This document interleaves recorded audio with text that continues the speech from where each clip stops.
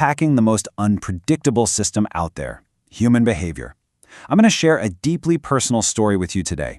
It's about a well-intentioned event that just completely spiraled into a psychological minefield. We're calling this one the birthday betrayal.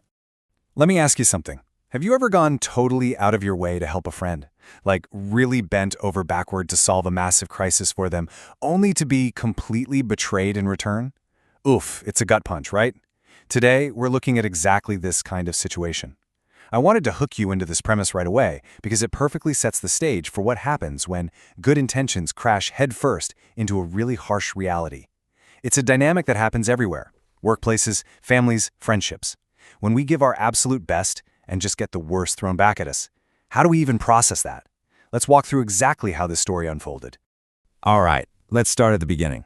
Phase 1, the Hong Kong visit and immigration stress. Okay, so every conflict has a starting point, right?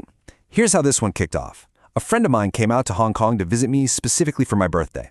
Should be a purely joyful occasion, but, well, you'll see how quickly things devolved. We start at point 1, arrival in Hong Kong. Spirits are super high, but almost immediately, boom, we hit point 2, a major issue with China immigration. My friend suddenly runs into these intense bureaucratic hurdles, trying to navigate the border. The mood instantly flips from celebratory to sheer panic. Which brings us right to point 3, the argument. The stress completely boils over. And finally, the wild conclusion at point 4, the betrayal. It's crazy how a perfectly stable situation can just fracture the second you apply unexpected pressure. To really grasp why things escalated so fast, we kind of have to look at the psychology behind it. Immigration stress is a very, very real thing. Think about it. You're in a completely foreign place, you're dealing with strict authority figures, maybe there's a language barrier, and you've got this looming threat of being detained or turned away. It triggers intense fight-or-flight psychological pressure.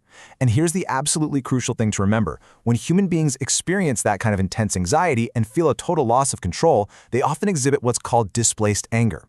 Basically, they can't scream at the border control officer, right? So who do they take it out on? The closest, safest target. In this case, me, the friend whose birthday they came to celebrate. Understanding this at least frames their initial difficult behavior as a byproduct of severe psychological distress rather than just pure malice. Moving on to Phase 2, help and a heated argument. So, this immigration snag didn't just ruin the afternoon, it sparked a massive interpersonal conflict. My friend, totally overwhelmed by all this border control uncertainty, just lashed out. But here's the thing, I tried my absolute best to support him, even when we got into a genuinely heated argument. There was a huge gap here between expectation and reality. The expectation was this fun, carefree birthday trip. The reality, a high-stress crisis management situation. But I made a conscious choice to absorb that